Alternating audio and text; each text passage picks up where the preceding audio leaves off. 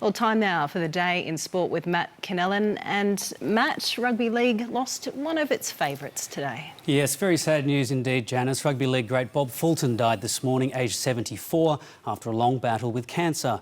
One of the sport's greatest ever players, Fulton is the only person to both captain and coach the Manly Sea Eagles to premiership glory. Please be upstanding as we today remember Bob Fulton. Just hours before Manly's vital NRL clash against the Eels, news broke that a man with long ties to the club had died. He was the best player ever to play for Manly, but without Bob Fulton, I wouldn't have won the comp. I wouldn't have played for Australia. And he's like my second dad. And I heard the news, 50 minutes ago. I went cold. Bob Fulton debuted for the Maroon and Whites in 1966 and was part of Manly's first premiership in 1972. And he's kicked it, a point to Manly. He went on to win 2 more titles with the Sea Eagles in 1973 and 1976. Fulton's attacking prowess earned him representative honours, 35 tests and World Cup matches for Australia, captain on 7 occasions. Bobby Fulton's over, but he's grounded twice. The referee's going to give it. In 1981, Fulton was named one of Rugby League's inaugural post-war immortals, the sport's top playing honour. He finished his playing career with Eastern Suburbs, but his influence was felt by future generations as a coach and more recently a rugby league commentator. His coaching premierships came in 1987 and 1996 with a Sea Eagles team that featured the club's current coach, Des Hasler. He was a mentor to a lot of people. He was a friend, and he was, and he's just so passionate about the game of rugby league. Bob Fulton is survived by wife Anne and 3 children. He was 74. And the Sea Eagles honoured Fulton by beating long-time rivals Parramatta this afternoon. Earlier, the Panthers thrashed the Rabbitohs and remain unbeaten after 11 rounds. Last night, the Broncos upset the Roosters and the Storm outclassed the Raiders. The Eels dropped to 3rd on the ladder below Melbourne following this afternoon's defeat. Brad Parker bagged a double as the Sea Eagles claimed a 6th win in 7 matches. The Western Bulldogs sit on top of the AFL ladder at the end of round 10 following Melbourne's first defeat of the season. The Bulldogs thrashed St Kilda last night by 111 points to reclaim top spot. This afternoon, Collingwood almost upset Port Adelaide, while the GWS Giants continued their recent good form.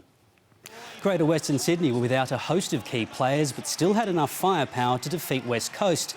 The Giants have moved into the top 8 on the back of 5 wins in their past 7 matches. It's an important win for us. Lose a couple more, but still be able to stick to what we know, grind it away, and against a really impressive West Coast side. So, it's an exciting win. At the MCG, Port Adelaide fought back to defeat Collingwood. The Power booted 4 goals to 2 in the final term to edge the Pies by a point. Phil Mickelson is on the cusp of becoming the oldest major champion in the history of men's golf. The 50-year-old will take a 1-stroke lead into the final round of the USPGA Championship. Cameron Smith is the best-placed Australian but sits in a tie for 38th. Mickelson held a 5-shot advantage midway through the 3rd round, but a bogey on the 12th and a double bogey on the 13th reduced his lead. He finished at 7 under and is looking to win his 6th major championship a month before his 51st birthday. I'm playing a lot better than the score is showing, and I think if I can just stay sharp tomorrow, I'll post a score that better reflects how I'm actually playing. No player aged 48 or over has won a major since Julius Boros in 1968. Melbourne City are A-League premiers for the first time in their 11-year history.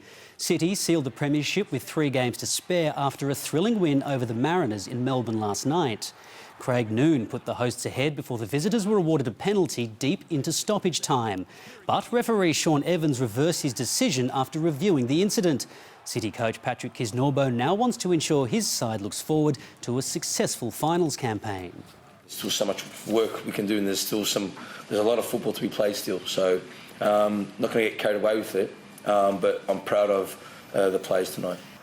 And in today's Sydney derby, Bobo's 10th goal of the season helped Sydney FC to victory over the Wanderers at the SCG. The Lightning bounced back to form in Super Netball with a hard-fought win over the Swifts.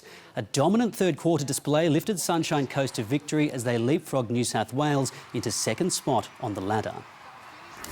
To cycling, and in a boil-over, Lorenzo Fortunato has won stage 14 of the Giro d'Italia.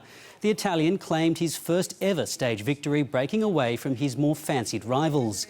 Egan Bernal extended his overall lead to 1 minute and 33 seconds. And there's been more frustration for Daniel Ricciardo in Formula One qualifying. The Australian was eliminated in Q2 and will start from 12th on the grid in tonight's Monaco Grand Prix. Charles Leclerc is on pole position for his home race. The Ferrari driver recorded the fastest time in Q3 before his crash brought an early end to the session.